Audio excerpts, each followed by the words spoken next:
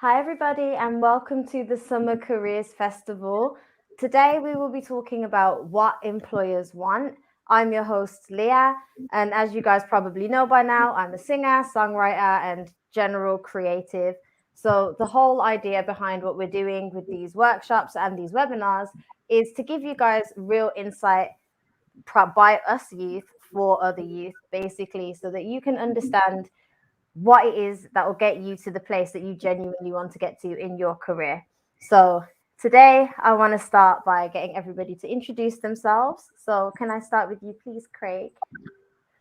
Hello, my name is Craig Wilkinson. I grew up in Sedgley, Dudley. I now reside in Stafford, but traveled all over the world. I work now I have an event company called Coalition Event Services. We provide a lot of temporary staff and talent for brands like NFL, Google, staffing the Tutankhamun exhibition.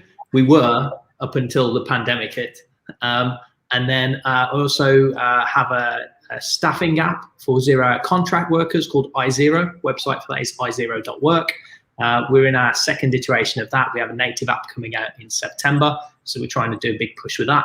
And I also set up, I'm a co-founder of the Great British Experience Company. We create event experiences. We set up the Great British Drive-In last summer up in Stafford. We had Digbeth Dining Club providing street food there. We had film, live comedy, music. And we also operate a cafe and bistro and bar in Stafford called Albert's in Victoria Park. And Funicular Productions, which I'm also a co-founder of, is an immersive theatrical dining experience just off Brick Lane. We write shows and we team up with master chefs who develop menus around the show. And it's a 2-hour experience where people come and just let all their troubles disappear and experience the Murder Express, which we won an award for Best Experience in London in 2019. So that's me in a nutshell. That's just do so stuff. cool. I couldn't even pick which one of those was like the coolest. That's so cool. Yeah, great. Thank you for that, Craig. Can I ask you, please, Kit, to introduce yourself? Cool. Hi, I'm Kit. Director of Aspire for You and a couple of other enterprises. And we have been supporting the summer of like careers festivals, and we're trying to just always nail things from a mindset perspective. We're trying to give you things you can't find from Google. So yeah, look forward to it. Great, thank you, Kit. Bhupinder, can I ask you please to introduce yourself? Yeah, sure. I'm Bhupinder, affectionately known as Bobby. Got a digital marketing company, which actually started off as an employee and it took me about 10 years, but it got to about the 8th year, and I actually bought into the company myself. So I'm a director of the company now, and doing all things like Google for companies. So we're more on like delivering results rather than working like showing off, saying, oh, we work with big brands and this is who we work with. But it's rather a bit more low key, but it's a bit more targeted in terms of like we deliver results for our clients. And that's great. Thank you so much. And Marvin, can I ask you please to introduce yourself? Hi, my name's Marvin Robinson, founder of Your List, which is a event ticketing platform.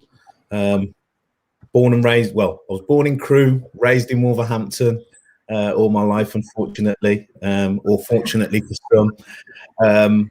And looking to launch a new company. Done a lot of work behind the scenes, formalizing it, bringing everything that I kind of do together to communicate myself better to the industry when people are saying, well, they see me doing one thing over here, they see me doing another thing over there. So that will be called 26.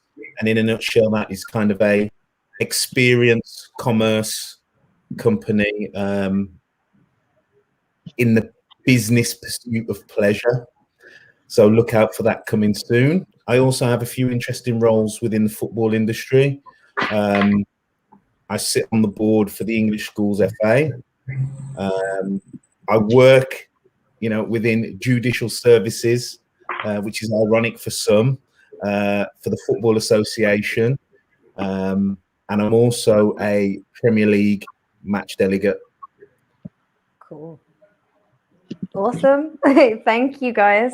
So yeah, I'm just going to ask a few questions for the audience so you know what's going to happen. I'm just going to ask these guys a few questions just to give you the insight that you're looking for into what employers are looking for in you. So to start off, I'm just going to ask, this is pretty much to everybody. When you're hiring a new team member, what's the mindset that you have? Like, what are you thinking about and what are you looking for? Shall I go? Yeah. Yeah. Okay. So for me and my business, obviously it's digital marketing. So there's always, when I'm looking for somebody, I'm always looking for somebody to fill a gap. So 9 times out of 10, it's going to be because somebody's leaving. So in the digital marketing world, you do get a lot of people that move around because it's such a young industry. And then the other thing is that because you start growing, you have to start employing more people. And then that's where the need really comes in. And the mindset for me is that there's always a gap to fill, as in a person or B, a skill that needs to be filled. Okay. Yeah, I think from my perspective, for sure, it's that. Yeah, I think of it as I've got a problem. Problems to be solved is what I always say. Jobs are problems to be solved. So always looking for, can hopefully that person do whatever we need them to do to a certain extent. Like, what's the minimum that we need? What's the minimum viable capability? And then obviously everything else all the way up. And I'm always thinking, are they coachable? That's the other thing, to be honest. Can they solve the problem, and are they coachable? Because it doesn't matter what we want to be done. Very often, every organization's got a way of doing it. So it's that way of doing it that makes an organization. And that's why some people fit in some places and they don't fit in the others. So that's what we're always looking at. Like, are you coachable, and can you do it? Even if you can't do it and you're coachable, you've probably got a good chance of doing something in my organization. If you can't do it and you're not coachable, good luck. Great, thank you for that. Craig, do you have any input in what's the mindset behind you hiring new people in? The mindset. Every job's different, obviously depending on the role, but my mindset's always the same in that it's open.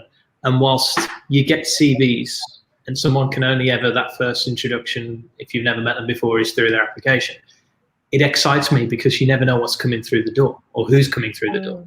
And I think I've met so many people who have underplayed themselves on the CV or have just sent out a blanket CV. In my mindset going into it is that I'm going to get as much information out of that individual as possible that fits the role.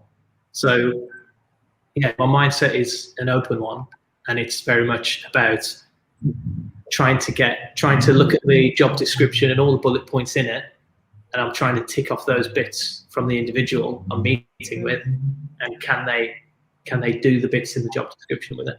And then the second, so that's the key thing, fit the job specifics. Second thing is, do we connect? And back to what Kit says, do they fit? Can I have a conversation? Do I seem like they're coachable in that moment? And are they giving back? Are they interested? Are they showing interest? Are they showing that they're interested in the company or the role? And are they asking questions about it and showing a genuine interest for it? So that's my mindset. It's an open one. I try and make people relax so I can get as much information out of them as possible. That's a really good point. I think a lot, especially for like a young person who has been looking for work before, like it's good to know that there's so many different mentalities towards what that mindset is and what kind of person you're looking for. So that kind of leads me to ask, sorry if my internet is playing up as well. So I mean, myself, I always look for that added value. And especially from my background, I come from professional sport, which, like I say, is a job within it. It's a different world to the normal man's, as they call it. So when I started working with setting up my own business and working with other organizations, I didn't have a traditional CV. had lots of experience. I'd done interviews for magazines, television, and all those types of things. But when that came to putting that down on a CV, what did I put? What did I say?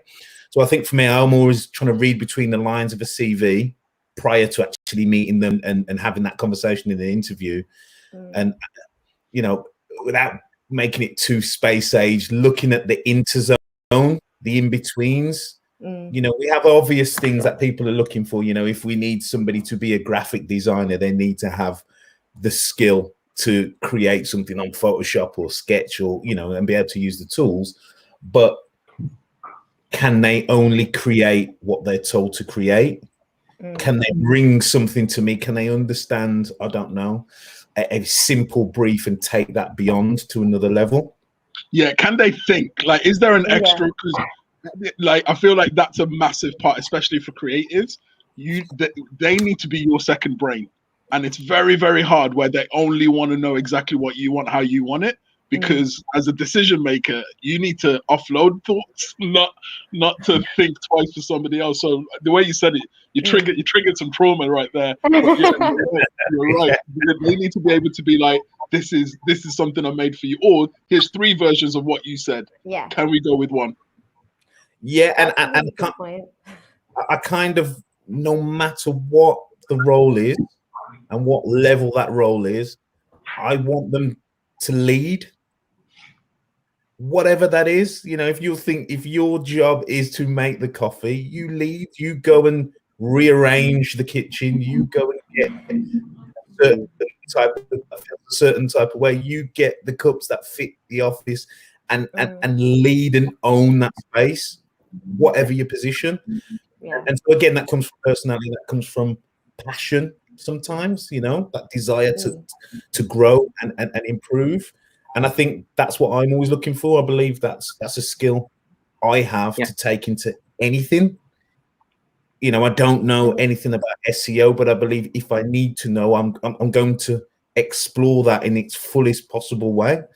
You know, we have Craig over there. You know, I know Craig quite well, and Craig works with a certain company who are the unicorns of that industry. And in my head, I need to create something where I can sit and propose, and he can take that proposal seriously, you know, in conjunction with what he's already working with. So somebody that is prepared to do that, whatever their role and whatever their job is what I'm looking for. Yeah. I think that's a great point for like youth to understand going into a job, because a lot of us take jobs or apply for jobs based on the fact that we need some money, and not really thinking about the passion or the progression that you could get from just entering passionately and entering willing to learn. So that's a really, really great point there. Thank you. Yeah, I mean, and just as a sorry, go on. So Marvin, you touched on 2 big keywords there. Was passionate, and there was something else, but a different way that you said it, and then I phrased it as ownership, taking the lead. You said. At SEM, we've got five keywords. We've got proactive, we've got passionate, we've got caring, we've got trusted, and we've got ownership. And we put all those 5 words together to form a statement, which is for us being proactive and being passionate, where we deliver the most caring and trusted service, and we take ownership of our clients' campaigns.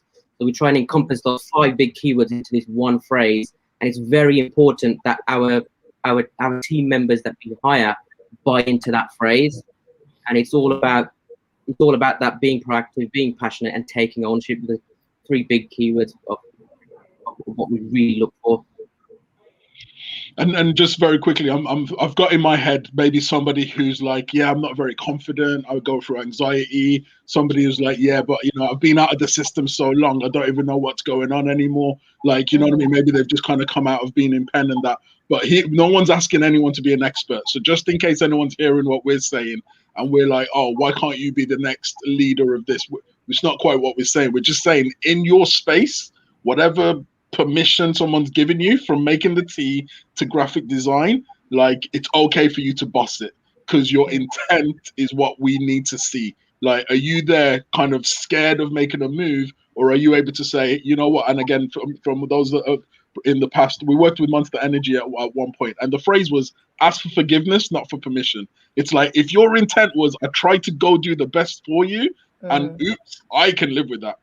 On average, just even trying rarely goes wrong. It's when you go too far, you're trying to be too extra, and you're trying to get like the hat trick. But just a little bit of, I wanted to make somebody else's life better, nobody can know. Like, it rarely goes wrong. So I feel, just in case anyone's hearing it as, yeah, but like, are you expecting this much from a new starter? No, we just want you to at least own your ends, your space, kind of thing.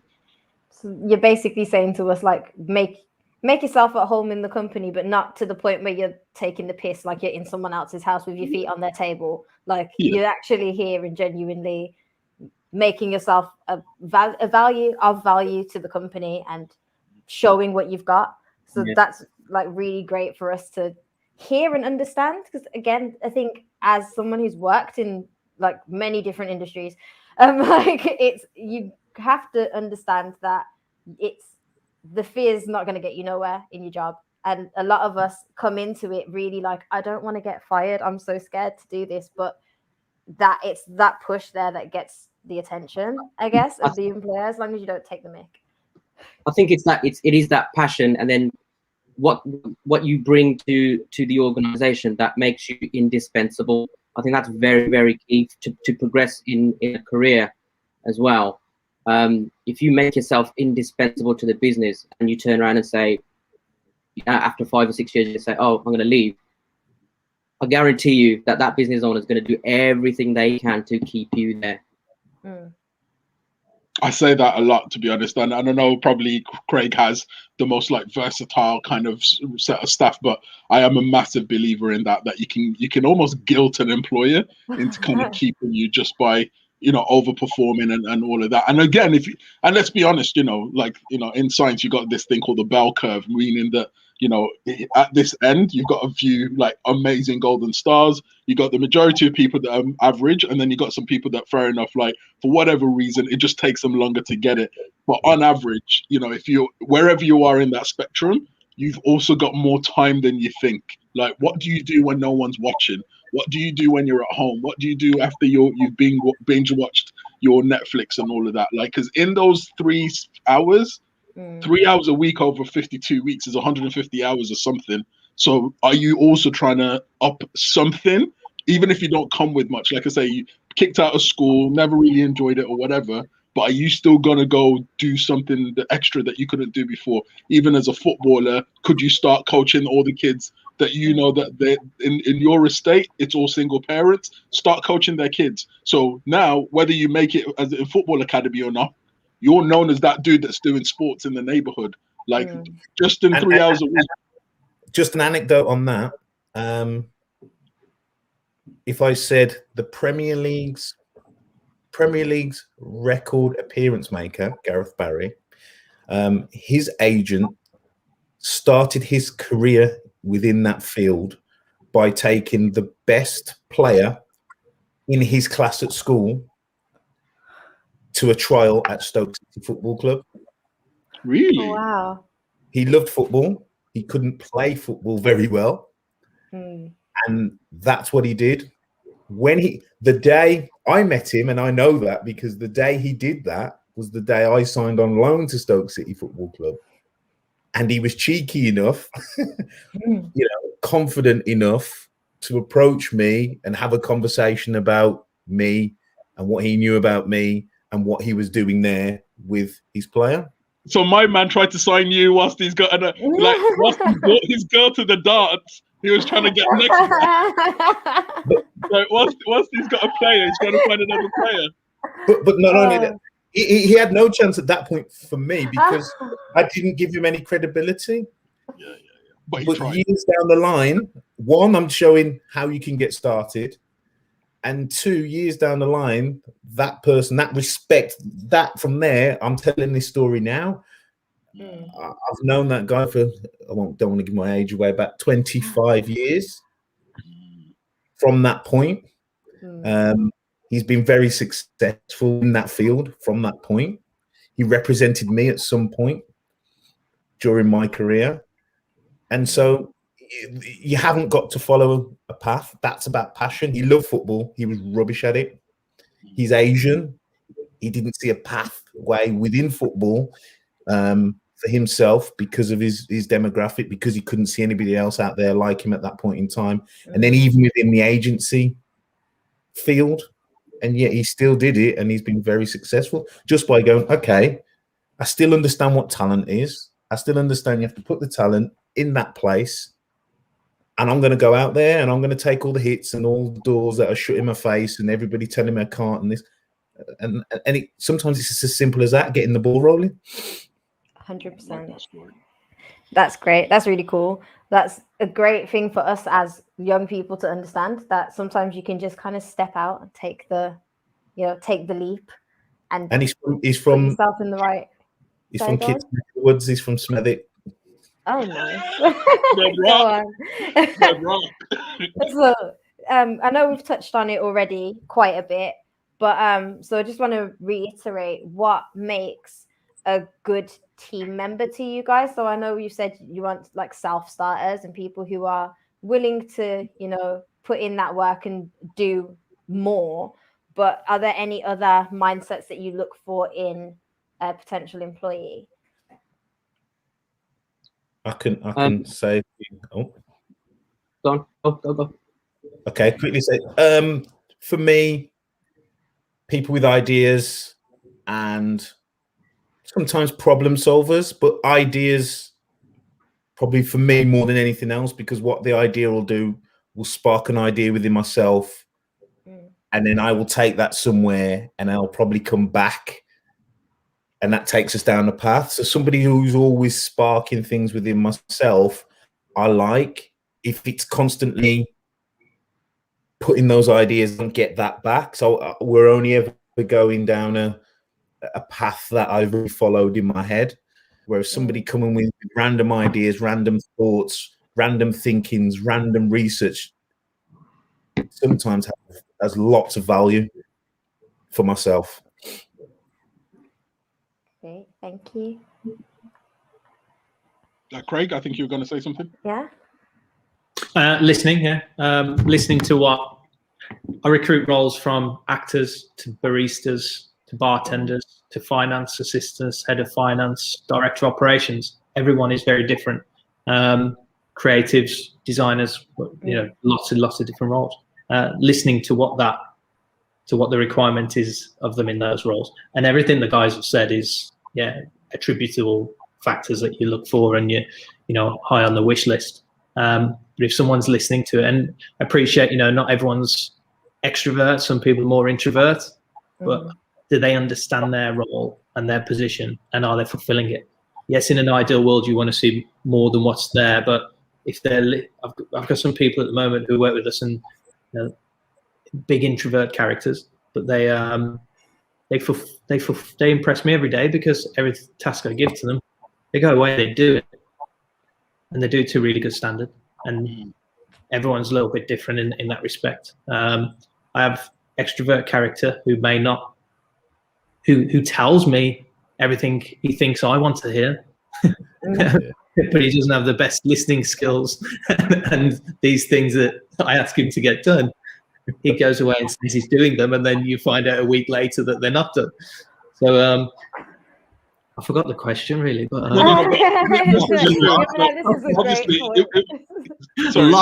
lost in this. I'm about to. There's something that you said that's big there, though, and I just need to say this. So, like, as you guys were talking, in my head, I was actually seeing genders, and it's my bad for like stereotyping, etc. But being honest, like, I've found that the introverts really get stuff done, and on average, that's been in our organization mostly like females.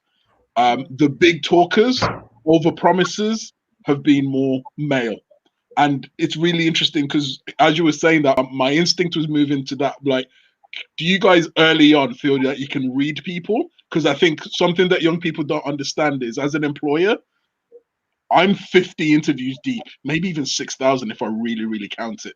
So the young person sometimes think that because they're 18 years on Earth, you're 18 years on Earth. So I just wonder if maybe everyone can do a quick, like, how do we even read people? Because we're not fresh to the dance, what I mean? Like, yeah, just anything there where you're like, you can smell if someone's a blagger, Yeah.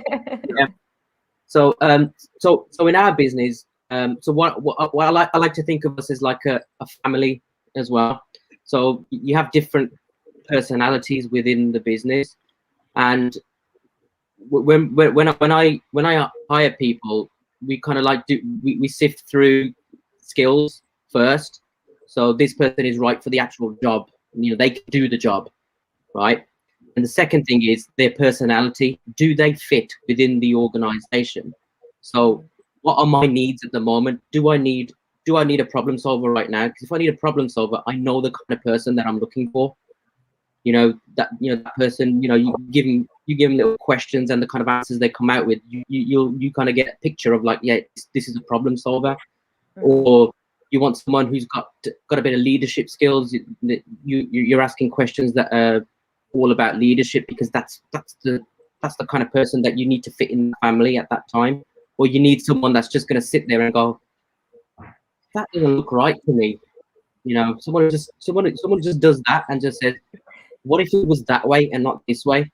And that really, really helps in digital marketing, because you're spending other people's money, and you need ideas, and you need people to think laterally as well. So it's for us, it's not just about your skills, because you can be taught. It's more about who you are and how you fit within the organization. I want to ask a question of Craig and Bartender myself.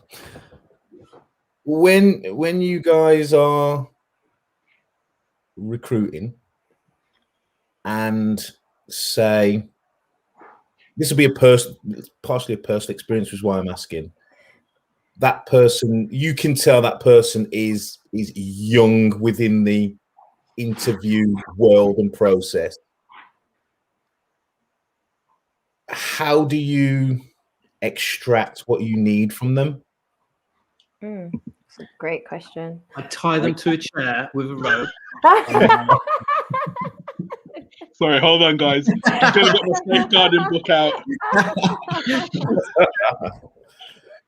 Because the interview is a very narrow window of opportunity, isn't it? And it's like an exam. Not everybody's good at an exam. Yeah. So what I like to do is, in our office, we're quite lucky because we've got a pub under our office on the ground floor. So I like to take people into the pub, buy a coffee, just to relax them a little bit, because then it becomes more of a conversation than an interview, and it loosens people up a bit more, and so you can get a bit more out of them in a short space of time. It costs a lot of money on interview day to buy all those coffees, but I opened a cafe. You don't bring your own flask. I mean, that's if people are lucky enough to be interviewed by Bobby. It's like I'm very similar in that respect. I'm been recruiting some Kickstart applicants from school leavers, college leavers, university leavers, and I call my interviews meetings, and I've been really impressed by the kids who've turned up, well presented. One guy wearing a suit. It's like that's amazing to me. And like Bobby, I like to try and relax them first by just talking about something that's not the work related. I also paint a picture of our company first, so start with doing the talking first, and try and really relate to what opportunity is there, what the work is, what the role is, and ask them if it's of interest. But I don't think everyone's probably like us, because I imagine there's a lot of formal interview processes out there, where you're going to turn up at a well-established brand, and they're going to have a formula of whether it's the branch in Dudley, or the branch in Smethwick, or the branch in Kings Norton. They're going to have a formulaic set of questions for the person, which that whole environment, if I went in that environment, I'd be like, So that's how I like to try and make it informal. But there's no doubting that for the guys and girls watching this who are going for work, other companies will make it a formal process. And I think the most important thing is know yourself. Everyone's got something to offer, is my belief. and I think you know yourself. Don't think you have to be someone you're not, or don't think you've got to have more skills than you have, because you're already in the door and you're having an interview. So they already like something of what they've seen. The next thing is be truthful, be yourself, and hopefully then the rest is a decision that is out of your control. And it could be because it could be one of 1,000 reasons, but don't beat yourself up, pick yourself up and go again. And that's a solid point that also links with what Marvin's saying, which is like maybe it's worth us even just talking about that. Like a no. What's a no mean from an employer? Because I feel like in the community, people take it more personally. And I feel like as business runners ourselves, this is a good opportunity to explain to people why some people get a yes, why some people get a no. And as Marvin said, it's such a narrow opportunity that, you know, it may not, that no is not actually about them. Like, anyone want to say about how they think about the no's and how to help people not take it personally? Can I add to the question as well? Sorry, just as well, how do you feel about applicants who get a no coming back and asking for feedback as well? Love it. Great. Absolutely love it. Absolutely love it, because it shows that they're keen and they want to, like, they want a job somewhere. I've actually had instances where that has happened, and then because that person wasn't right for our company at that time, he wasn't the right kind of person for us. A year later, we were hiring again, and we did get that person back in, and they did get the job. That's great. Yeah, I think feedback's really, really important. I try and give feedback to everyone, and because I always have a genuine reason, you know, and some no's, yeah, it's just massively not personal. I've probably had more no's in my life than anyone. I think I also do a bit of acting on the side, and you won't have seen me in anything unless you enjoy watching student films. I do commercials, but I still go for commercial castings, and the commercial casting is complete lottery. And but I do. One of my reasons for doing it is to keep on my toes mentally, the acting side of it, but also part of the rejection for me is good for you, because I think there's something built in us that as a young kid, when you're told no from a young age, you're like, oh, I ain't got no. You know, it's from a young age when you're told no, we don't like it. So you're told no, but actually the no's help you. The no's help you because the no's help you go and find a yes. So it's all about mindset, isn't it, and how you take them. But yeah, feedback, and it could be something as simple as, I mean, I've just hired a digital marketing manager, and it's a lady who quite simply has more experience and skills than other candidates. Very, very, very, very simple on that respect. But the feedback I've given to the people who I met was, if you are looking for this role, these are the kind of things that I was looking for. But someone else that they go and interview for may be looking for exactly what they do. Exactly that. Definitely. It's the fit. I mean, I talk about this from the perspective of I sit and do the recruitment for the English Schools FA. So I think recently we recruited a commercial manager, which was their first in their history. Recently now they're looking at football projects manager, things like that. And there was a candidate came in who had quite a lot of ideas, quite fresh, and was employable. They could have easily employed him, but he lost out because at that point, one, we had to remember it's a traditional organisation. Two, because it was the first appointment of that position ever in their history. They did probably need a safer pair of hands. Now, me being on the panel, the contrarian, I'll let Kit explain what that means. It was a surprise to them that I recommended the safe pair of hands, but that was about where the organisation was in alignment to who the candidates were. And the organisation needed a safer pair of hands. It needed that more, let's call it box tick candidate. We didn't actually need ideas. We already had ideas that needed exploiting fully. We needed that experienced box tick, call it, candidate to exploit the ideas that already existed, rather than somebody else coming and adding ideas upon ideas without necessarily the credibility to fully exploit what we already had there. So, yeah, sorry, I was just that was the only reason that person didn't get the role. So that no wasn't you're not good enough, you're not experienced enough, or you can't. Well, it was a little bit around experience. It was just what the organization needed. And in that no is that reminder. It's like the no is not about you. It's just about the circumstance. We're saying for this individual relative to this situation, it's not about you. And the best way I can say it to young people is think of yourself as being on Just Eat, right? Normally, before Just Eat, I'd be like, you're in a cafe or you're in school lunches or whatever. Every single food is a human. Think about all the foods you said no to, because today you were like, I want to bang some chips with mushy peas with gravy. That day, that's how it was for you. Yeah. Right? Good, it's not personal. It's just the circumstance that made me have to leave the carrots alone, leave the veg alone, right? And then another day, it's like, yo, I've been like smashing like dirty foods.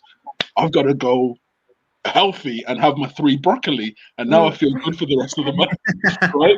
So it's like it's just a circumstance, and as business owners, we're scared too. Like, we want to make sure it's the right fit. Want to make sure that somebody solves the problem, because the last I checked, nobody goes on Amazon and goes high to low.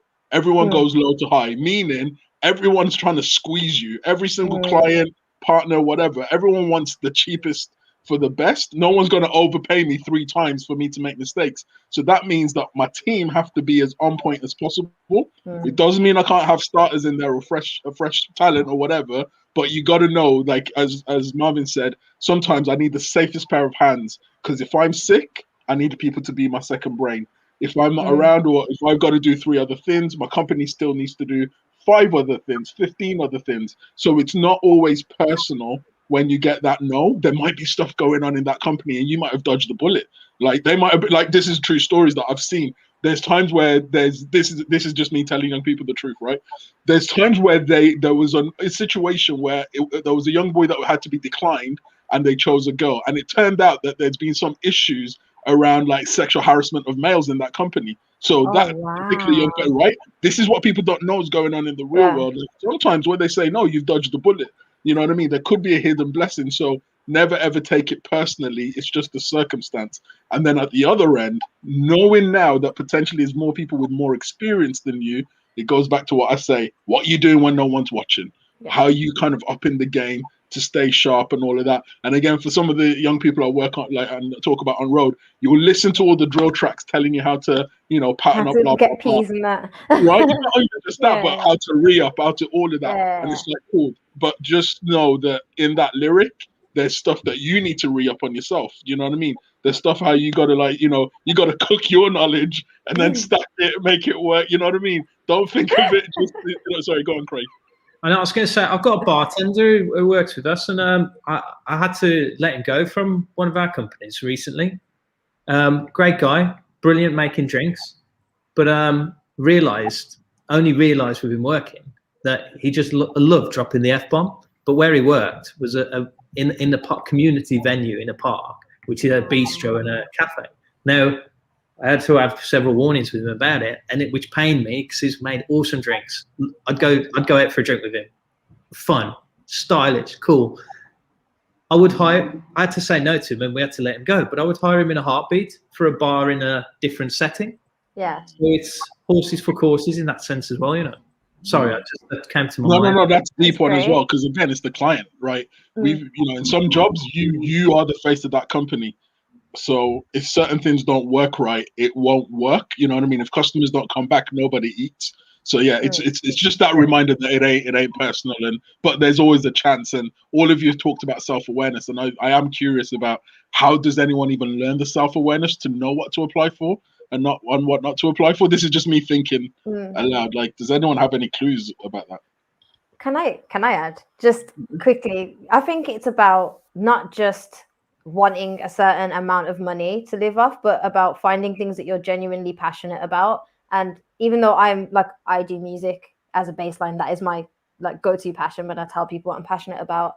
But in the past year of me applying and looking for jobs, I've found so many other things that I'm actually like, you know what? No, I'm nitpicky, which means I pay attention to detail. I can actually tell people, no, I'm really detail oriented, or, you know, I'm great at time management and I can get better in this way or that way. But it's about finding the things that you enjoy as a young person and finding a place that you can actually do that. Because if you hate your job, you're going to leave. If you're like under 25 and you ain't got bills to pay, I promise you, if you hate your job, you're going to leave because you don't care. You don't have that responsibility yet. So find something that you love and do it. Find it like while you're young.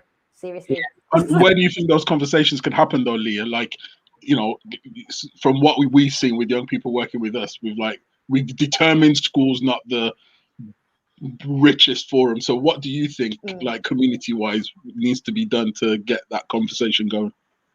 I think, first of all, things like this, a great way to start these conversations. Just the fact that this is for young people. It's literally, this is a platform for us to find and have those conversations and have it kind of click to you in a way that's never given to you before. I've never been able to sit with 4 people who employ people and be able to say, what is it you're actually looking for? What is a good CV? That does not happen, especially in like minority communities. That doesn't happen. So it's things like this, and just knowing that it's safe spaces, that's really important, because a lot of young people don't, it's not that they don't know what their passion is. Some of us are shy. Some of us don't want to be like, I want to be a photographer, because their boys will be like, bro, what do you mean? You can't take a photo, fam. You know what I mean? Like, it happens all the time. It happens. So we need to know that we've got that space to have conversations with people who actually have answers, and not just your brethren who's got an opinion. That's it for me. So there's nothing wrong as well with, you know, not knowing what you want to do. I mean, I don't know. I still don't know. And we're 4 companies deep, and you're like, I don't know. I'm still figuring out. And you know, when it hit home to me, I was in my early 20s, and I'd always be like that, beating myself up. I just don't know what I want to do. And my old man had a heart attack. My old man was a builder. He's still alive. So touch wood, but he's still alive, thank God. But he had a heart attack, and he was in his hospital bed, and I was there with him. And he turned around to me, and he's like, he's like, what am I going to do now? Can't go back to building. He's like, thing is, I just don't know what I want to do. And I was like, yes, 60 years old, and you don't know what you want to do. It gives me peace in my 20s. You're like, I got it, yeah. You just got to do something. You know? But I think what you want to do also changes in time as well. So like what I wanted to do when I was 20, which wasn't that long ago, is totally different to what I want to do now. So obviously, yeah, you know, own a business right now, but there's more that I want to do as well. So there's other tangents that I want to go down. So I think that kind of changes over time as well. Yeah, it's a good point. I mean, you talk about the, like, you know, people doing jobs, young people doing jobs and doing something that they work in a bar. If you some people want to do that, and that's, you know, they'll do it as a career. Some people go, you know what, for the next 2 years I'm going to do that. And like what kids say is, what am I doing in the background whilst I'm doing that? And what is where you may not. I always think this as well. As much as I didn't know what I wanted to do, it's somewhere down the line, in here, in my heart of hearts, I may not have had the confidence at the time to pursue it, or the finance to do it, whatever. But somewhere in there, you know, you can see something. And like you say, you may not say it to your friends and whatnot. So I have quite a lot of young people who are quite interested in what I do. And they're always like, oh, I want to do what you do. You work with Google. It must be exciting. I'm like, yes, it's exciting, but it can be quite boring as well, because all you're doing is just looking at spreadsheets for the whole day sometimes. And you're looking at and these kids, they work at 3, working at McDonald's, whatever. You know, they're doing what they're doing at that, you know, that young age, which everybody's done. I hope. But then what I do is, like, you know, what you just mentioned there, Craig. What are you doing in that spare time? So for us, we've got, you know, Kit probably knows there's Digital Garage out there, Google Digital Garage. There's a couple of other, like, Facebook Blueprint out there. These are all free platforms for you to, like, skill up a little bit. So what I normally do is these young people who come to me and say, yeah, I want a job. I want an apprenticeship with you guys. I'm like, okay, this is one way for me to vet them as well. Is like, there's this free platform here, right? I'm going to give you a month. You know, do you like it? Come back to me and tell me, do you like it? And this, I'm going to, bit of a negativity here. That what really disappoints me is not many kids come back. Or I'll chase them in 3 weeks and I'll say, did you look at Digital Garage? And they're like, oh, no, I just haven't had time. What have you been doing? We're watching Love Island.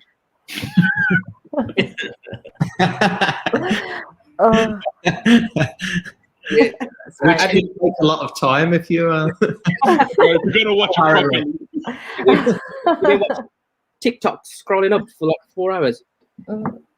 I think a lot of these things for young people seem mundane. Like, it seems like another step in the hiring process for me to be given something to do. So like, I recently had an interview and I was asked to do a like social media strategy to like to kind of help their company on for the next 6 months.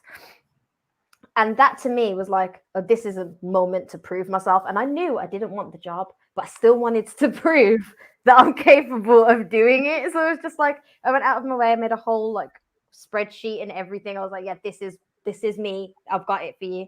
And he was flabbergasted. And then I was like, I'm not interested in the role, but you can keep the marketing plan if you want it. Like that's yours. So if ever someone's looking for a freelance digital marketer, hit me up. But I'm just like, you got to know where you fit and what's your thing. And some things are not your thing, but if you're really good at it, you can still find an extra Can we ask you a quick question, just a deep dive on that? So for me, that move is a little bit gangster, which thank is you.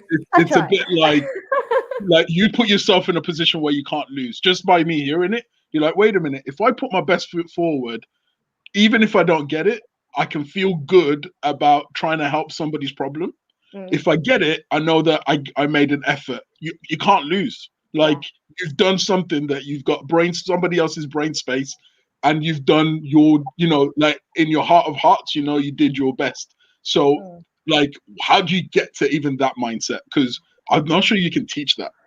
To be honest, sorry, I need to mention something as well. That's really cool what you did as well, because that kind of skills you up for future as well, because you might do something in the future and you're thinking, oh, I've done something like this like 5 years ago, so I just need to grab that report and just redo it. Yeah, no, sorry. Definitely. No, but it's literally for me, because I've heard a lot of no's too from being in the music industry. I get them all the time. I've done the whole X Factor, The Voice thing, and I'm good. So like, I'm gonna put it out there. You get no's for no reason all of the time. And I heard something not that long ago where they were saying, do you want to walk away from a situation and think, what if I had done more? I never want to walk away from a situation and think, what if I had done more? No, I've given you 100. If you don't like my 100, fair enough, someone else will like it. But I'm never going to give you 75% and then sit in my bed at night thinking, oh, what if I gave the extra 15? And that's literally all it is for me. And I think that a lot of people learn that from no's in life, or learn that from like looking at your peers and realizing everyone's doing better than you, even though you think that you've got more skills than them. Sometimes it's the mentality you've got towards taking those no's, or the mentality you've got about your own skills. Because I, for a long time, sat back and was like, yes, I'm an amazing singer, so why wouldn't they? And it had to take me a while to be like, I think I'm so good that I'm not trying.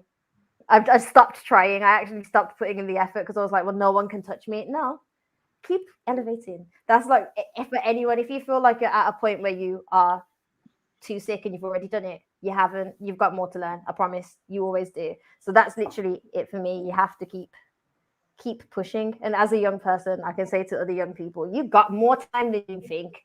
You got so much more time than you think. You can literally, like you were saying, be scrolling on TikTok or watching Love Island. I have that stuff in the background. I recently found out I can have TikTok on my laptop. I'll be, okay, that's been 5 minutes. Now I'm going to go spend 30 minutes doing the thing I have to do and reward myself with those little things that give you that little dopamine hit. All right, cool. Now I'm going to spend 10 minutes on Insta. Now go back to work. And that's it. Find your thing, find your flow. And that's impressive time management. I think more people are aware of, the dopamine hits from things like TikTok, social media. I think one of the most important things for people to realize is that, the yin and yang of life. There's you can't have the highs without the lows. No, happiness doesn't exist without sadness. And if you're on plain sailing all the way, you're probably a robot.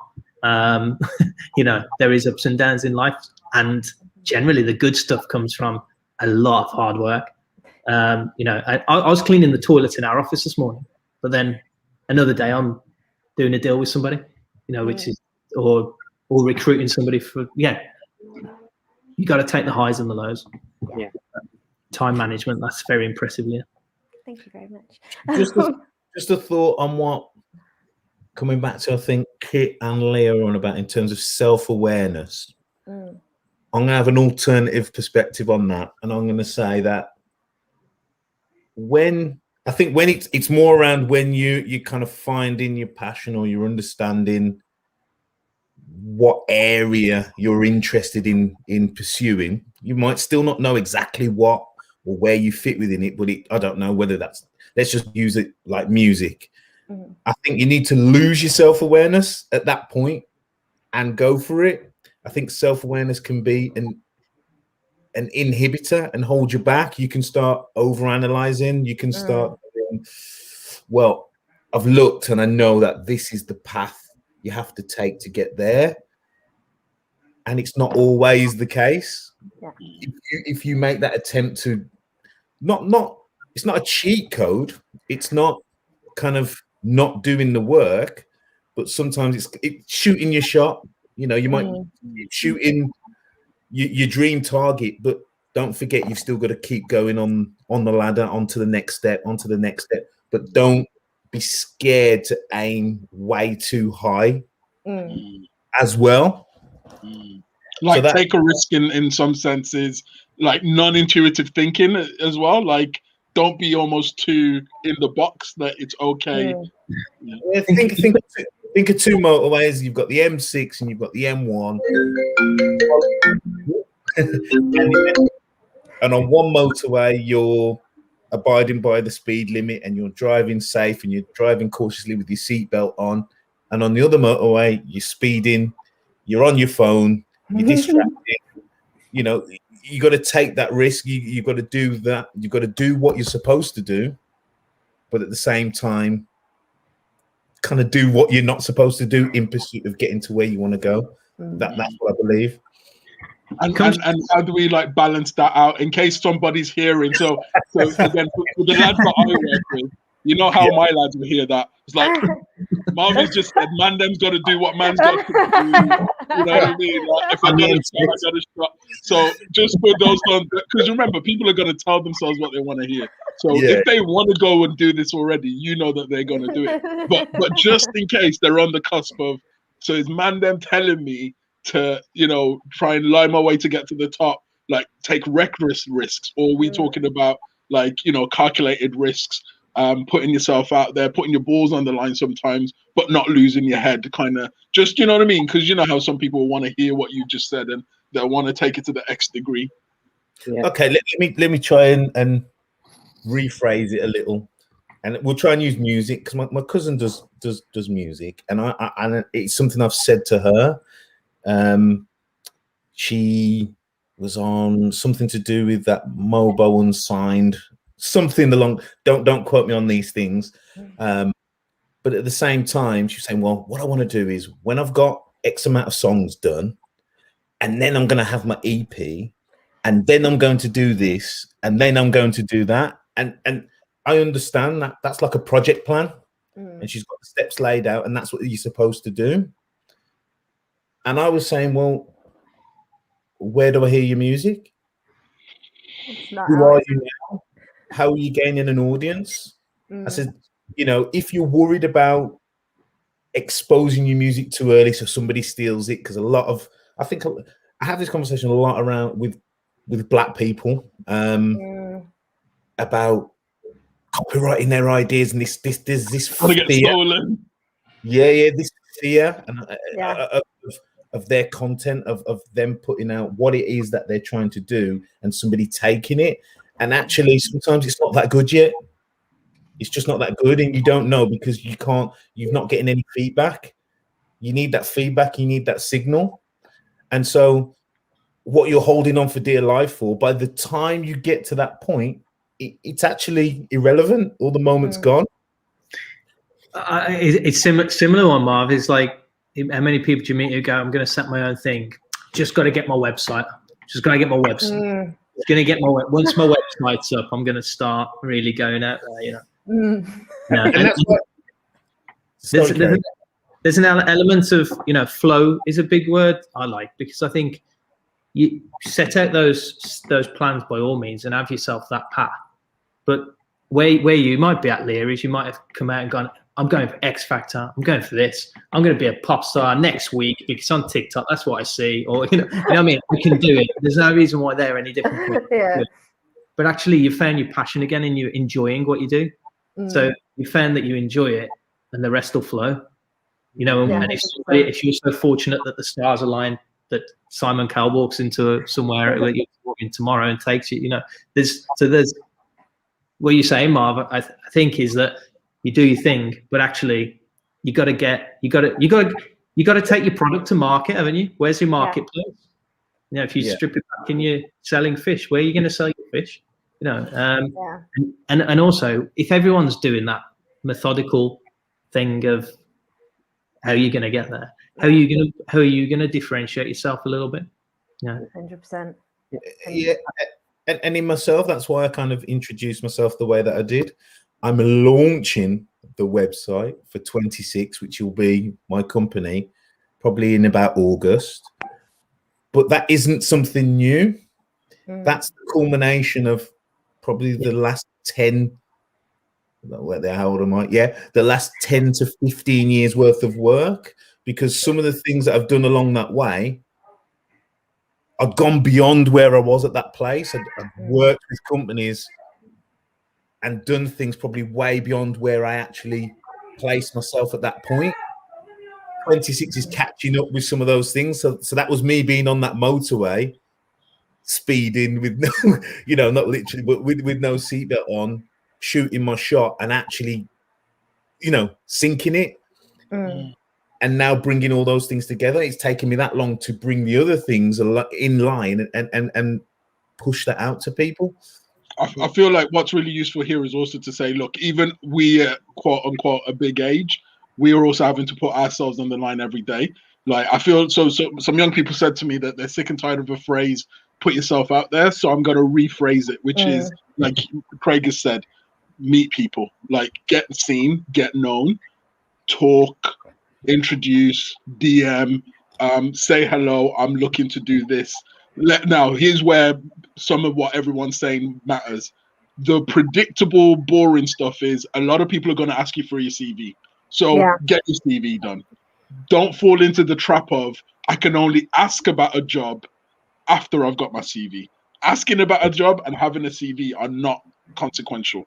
There will be some people that will have a meeting with you and try and figure out who you are as a human, and then they'll ask you for your CV after. So I think that's what we're trying to teach here. Stop finding things that sound logical, but they're an excuse. Stop finding things that are logical, but they're a delaying tactic, and differentiate what's the core that will get me over the line, what's the core that will get me in the room.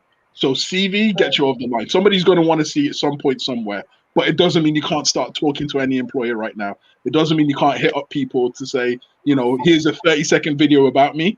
It doesn't, you know what I mean? Watch a video about my quick story, because that's what a CV is. It's a life story. So no one's stopping you doing a selfie. Hey, it's your boy, Lavinia. Sorry to all the Lavinias out there. Like, I'm doing this, and this, yada, yada, yada. I'm looking for... Sorry? So is this your all three? Is this your all three? Yeah. We go out. Weekends is Lana, but that's a whole different combo. So yeah, but you know what I'm trying to say? I'm just trying to hack. Like, I'm just showing people, like, you can hack stuff, because at the end of the day, you don't know which thing's going to work, which is what Marvin's saying. Like, shooting your shot, you don't know which thing's going to work. So have your regular stuff, like the regular shit, predictable shit, CV stuff, but also be prepared to be like, wait a minute, I'm in the Tesco queue. I'm sorry, let's just say Starbucks queue. I've just heard so-and-so saying that they run a recruitment company. just go and talk to them. Go ask. Like in cafes, you will notice that a lot of recruiters use Starbucks. They use hotel foyers to interview people. I guarantee anyone who's bored right now, walk up and down a load of like hotels, go into the foyer. Normally between 10 and 4 p.m. there is always some, normally two of them, sitting, and you just see them having like candidates ready. Walk up and go, what do you do? Like, are you guys recruiting? What type of field? Have you got a business card, please? You don't even have to say what you do. You might say, I'm looking for opportunities, and yet, like, that's just a random hack. I don't even know how well it will pay off out of 10 attempts, but I'm just letting people know that in these spaces, recruiters aren't always just in the office. They're in cafes doing informal interviews, like they're in the pub with Bobby having a coffee. You know what I mean? But all these places is just, there's informal spaces where you can get opportunities. Hit your families and friends up as well. Sorry, Craig. Can I just say one thing as well on your CVs? I've had 3 CVs today applying for jobs that I haven't had that many CVs through for the jobs. And when I saw the CVs come through for the roles, I was like, oh yes, human resources assistant. Let's open it up. I open the CV and I read it and I'm like, it's just a generic, it's just a CV that isn't relevant. They put the school grades, they put their hobbies. There's nothing in there about human resources. And as Bobby said before, even if you don't have a qualification or experience, get online, do a free course. There's loads on Read, Indeed, Google, loads of free courses relate to any job. Go and do a free course and say, I'm actually interested in this because of this. That'll get them in the door with me. And if they're showing that interest, I don't care if they've not got 10 years experience, because if back to what you said before, Kit, if they're interested, coachable, they're in. Yeah. I mean, I'll just quickly add the point to the conversation that we've been having for about 10 minutes now. Is I don't know if there's this chap called Brian Tracy. I don't know if you guys have heard of him. So I live by 2 of his rules, and first rule is eat the frog. Now, I don't know if you've ever heard that, but the thought behind it is, if you wake up in the morning and the worst thing that you've got to do is eat a frog, just get it done first thing in the morning. So it ties into what Kit was saying about your CV and going out there and finding opportunities. We know that CV is something that you really, really need to do. So just get it done. Get it done. Try and make that the first thing that you do. Just get it done so it's out the way and it doesn't bother you anymore. And the other thing was something with what Marvin, you were saying. Now, I have a philosophy of every year I'll get a piece of paper and I'll write down what I want to achieve in this particular year, and actually write it down, fold that paper up, put it in my drawer, and I'll never look at that piece of paper for another whole year. But after a year, I'll open that piece of paper up and I'll see, and chances are this is human nature. I think this is what human nature is.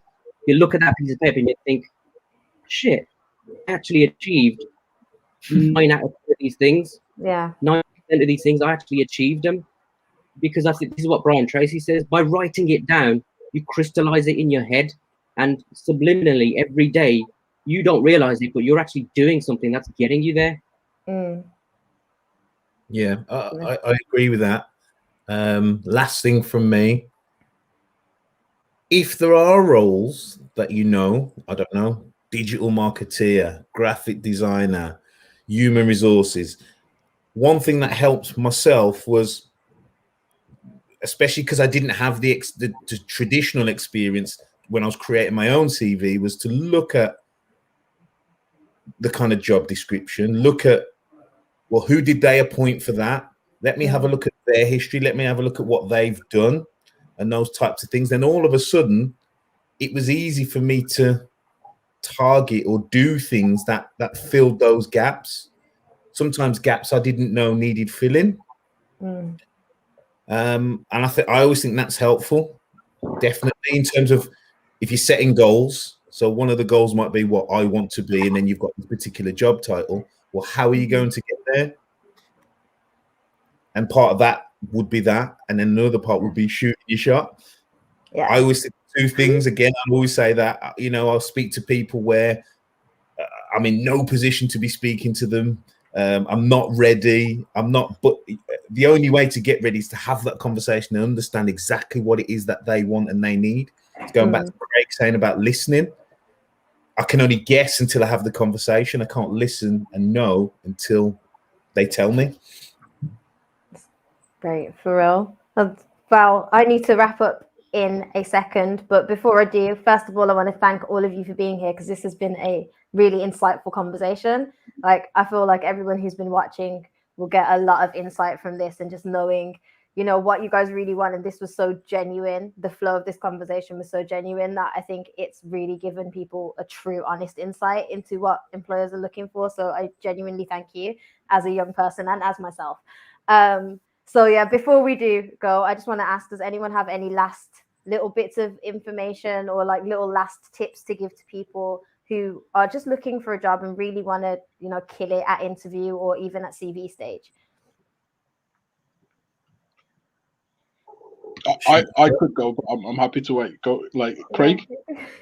Get up, get out, and do something, which is a favourite slogan of a friend of mine, Lee Thompson. He's from Birmingham. He's a pickpocket magician, and he's always on his Facebook every day, and he's going, get up, get out, do something. You know, don't wait till tomorrow. Just do it. You know, Nike gave us one of the best slogans ever. Right, just do it. Just do it. See where you land. You know, what's the worst that could happen? I know it's just an opportunity to get to a new yes. And while you're young, man, I swear to God, please, guys, whilst you're young, everyone's going to give you 400 chances. Like, as soon as there's a 2 in front of your age, like, the opportunities start declining. 3 in front of your age, 4, mate, 5, go fish. So whilst you're like 19, 22, 24, 25, and you're still being conservative, oh, bro, it's the wrong way around. Like, more risks now, more. And smile. Yeah. Even if you're finding it hard inside, whatever's going on, find a smile, make someone else smile, you know, share it, spread it, stay positive. Thank you. Bobby, do you have anything to add? I'll tag on to what Craig has said. Nobody's going to give you anything while you're sitting on your ass at home. Nobody's going to do it. So you got to get out there and chase it. Chase your dream. Yeah. Thank you. Great. Marvin, do you have anything to add before we go? I don't think so. No, I think everybody's said enough, said a lot. There's 5 people here who, if you're watching this, you can contact any of us 5. You know, we might not be the people for you. We may know someone else. We may give you a little bit of advice. You know, if we're worth watching, then we're worth contacting. Great, I love that. And you might want to offer Marvin some seatbelts, because I feel like there's a seatbelt issue on the motorway. So if you want to get a job with Marvin, okay, I'll tell this. I will say it. I had a car crash at the age of 26, and I had the seatbelt plugged in behind me, and that saved my life. It was plugged in so it didn't beep, but it wasn't plugged in around me. Okay. And I went down a ditch on the motorway and out the sunroof. And if I had the seatbelt on, I would have been in the car. That would have gone down the ditch and hit the tree. So yeah, there is actually some trauma around a seatbelt, probably. All right, sorry to trigger. I apologize. No, but that is good, and I think something like that gave me a little bit of clarity, and well, it meant that my football career was probably finishing, so I needed to get a CV done, and I needed to look at what I was doing. So yeah, it led me to the path I'm on now. So yeah, that's probably where this is on it. Yeah. But yeah, so if you don't have anything left to add, then I'm going to say no, I think that's it really. Like, we've got more of these Found Your Futures kind of campaigns going. We've also now got outreach teams out in Coventry, Wolverhampton, Dudley and Warsaw. We've also got another organization called First Class Legacy looking after the Birmingham and Sandwell. So there's now people physically trying to get into the community, show you where the jobs are at. So our team have got tablets. We'll show you the landing page. Organization that's helped make this possible is called West Midlands Combined Authority, and they are sponsoring all of these conversations. They're sponsoring the resources for young people to go out and talk about more careers. They're sponsoring that landing page. There's meant to be a load of CV workshops and stuff going on in different job coaches and job hubs. So, DM us, contact any one of us. hello@lifeproof.co.uk if you're not sure, but there's more of this coming, and we're trying to help reduce the 23,000 young people that are going to lose their jobs after like furlough finishes because of COVID. Yes, that's it. So Kit did all the end bit that I would have done. And thank you guys. No, honestly, thank you guys for being here. And for everyone who's watching, find us again tomorrow. We have another live for you that I don't remember the name of. Kit, what's tomorrow's live? Well, today's one was what employers want. The ones making a good impression, good first impression. There you go. Good first impression, which I terribly made because I was late today. So yeah, don't be late, guys. See you tomorrow at 6 p.m. Thank you and goodbye.